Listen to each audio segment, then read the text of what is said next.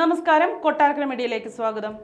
പൗരത്വ ഭേദഗതി നിയമത്തിനെതിരായ പ്രക്ഷോഭ റാലിയിൽ ബിജെപിയെ കടന്നാക്രമിച്ച് മുഖ്യമന്ത്രി പിണറായി വിജയൻ. CAA നടപ്പിലാക്കുന്നതിലൂടെ കേന്ദ്ര സർക്കാർ RSS ആശയത്തിന് കരുത്തു പകരുകയാണ് ചെയ്യുന്നത്.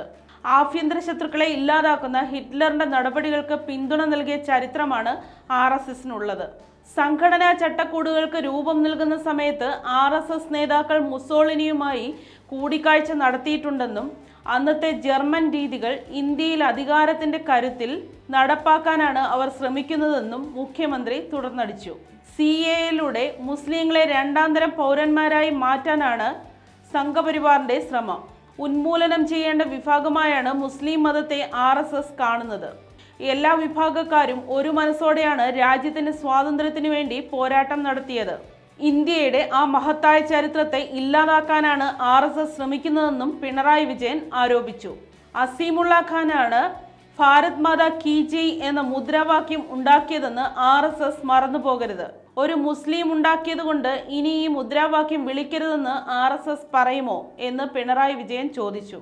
മുഗൾ ചക്രവർത്തി ഷാജഹാന്റെ മകനായ ധാരാഷിക്കോ തർജ്ജമ ചെയ്തതുകൊണ്ടാണ് ഇന്ത്യയിലെ ഉപനിഷത്തുകൾ ലോകത്തിന്റെ വിവിധ ഭാഗങ്ങളിലേക്ക് എത്തിയത്. ഇത്തരത്തിൽ രാജ്യത്തിന് സംസ്കാരം ഉയർത്തിപ്പിടിക്കുന്നതിൽ മുസ്ലിം വിഭാഗം വഹിച്ച പങ്ക് വളരെ വലുതാണെന്നും മുഖ്യമന്ത്രി വ്യക്തമാക്കി. CAA വിഷയത്തിൽ കോൺഗ്രസിനെതിരെയും വ്യാപക വിമർശനമാണ് മുഖ്യമന്ത്രി ഉയർത്തിയത്. പൗരത്വ ഭേദഗതി നിയമത്തിനെതിരെ ആത്മാർത്ഥമായി പോരാടാൻ കോൺഗ്രസിന് കഴിഞ്ഞിട്ടില്ലെന്നും CPMുമായി ഇക്കാര്യത്തിൽ യോജിച്ച പ്രക്ഷോഭത്തിന് തയ്യാറാവാതിരുന്നത് അതിനാലാണെന്നും പിണറായി വിജയൻ കുറ്റപ്പെടുത്തി. പൗരത്വ നിയമ വിഷയത്തിലെ കോൺഗ്രസ് ദേശീയ നേതൃത്വത്തിന്റെ നിലപാട് യാതൊരു ഉത്തരവാദിത്വമില്ലാത്തതാണ്. CAA പ്രക്ഷോഭം നടക്കുമ്പോൾ രാഹുൽ ഗാന്ധി വിദേശ പര്യടനത്തിലായിരുന്നു. എന്നാൽ വയനാട്ടിൽ രാഹുലിനെതിരെ മത്സരിക്കുന്ന ആനി രാജ പ്രക്ഷോഭത്തിൽ മുന്നിൽ നിന്ന ആളാണ്. സീതാറാം യെച്ചൂരി, പ്രകാശ് കാരാട്ട്, D രാജ ഉൾപ്പെടെയുള്ളവർ പ്രക്ഷോഭത്തിന്റെ ഭാഗമായി അറസ്റ്റ് ചെയ്യപ്പെട്ടു. ഏതെങ്കിലും കോൺഗ്രസ്കാരെ അന്ന് ആ വഴിക്ക് കണ്ടിരുന്നില്ല. എന്തുകൊണ്ടാണ് അവർ പിന്മാറാൻ കാരണം? ലോക്സഭയിൽ CPM MPയായ ആരിഫ് മാത്രമാണ് നിയമത്തിനെതിരെ പ്രതികരിച്ചത്.